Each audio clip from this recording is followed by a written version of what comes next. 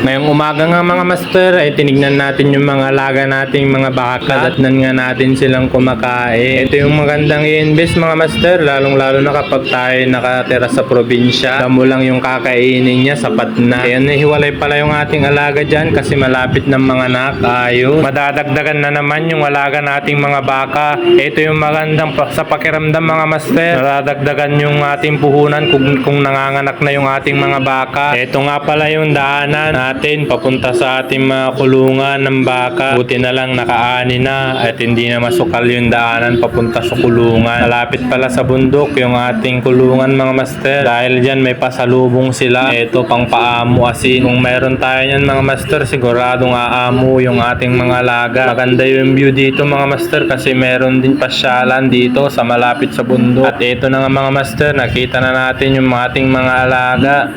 Limyak Park pala yung resort na yan mga master. Pwede kayong mamasyal dito sa Tarlac. Ito nga pala yung ating mga alaga, katabi lang ng pasyalan nila at agad-agad nga lumapit yung ating alaga kasi meron tayong pasalubong sa kanila. Araw-araw nga pala mga master na tinitignan natin yung ating mga alagang baka kasi baka makawala sila sa kulungan nila at tayo pa ang magbabayad sa mga nasira nila. At ito na nga, binigyan na natin yung ating alaga ng pasalubong nila. Sa mga hindi pa pala nakakaalam mga master, yung asin pala ay pampalusog at pangpataba nila. Kakatulong din sa kanila upang ma-digest nila ang mga kinain nila. Ang asin pala mga master ay pampaamo rin nila. Kapag palaging may pasalubong ka sa kanila tuwing dadalaw ka, siguradong aamo sa iyo yung alaga mong baka at amoy mo pa lang siguradong lalapit na. Kung mayroon pala tayong alagang mga baka, kailangan din nila ng malinis na tubig na pag-iinuman para malusog at matataba yung ating mga alaga. Ganito lang pala yung ating buhay dito sa probinsya. Kung may pagkain tayo at may mga alaga tayo, sapat na. Makakatulong din yung ating mga alaga kung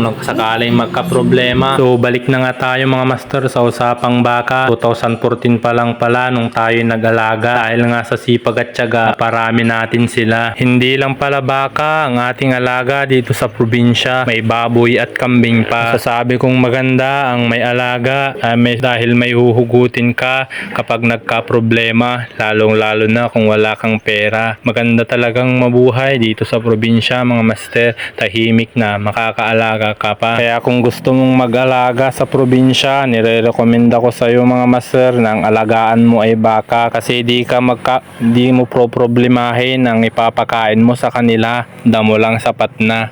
Yan pala yung ating kwento dito sa probinsya mga master. Sana nagustuhan nyo yung munti nating kwento. Salamat!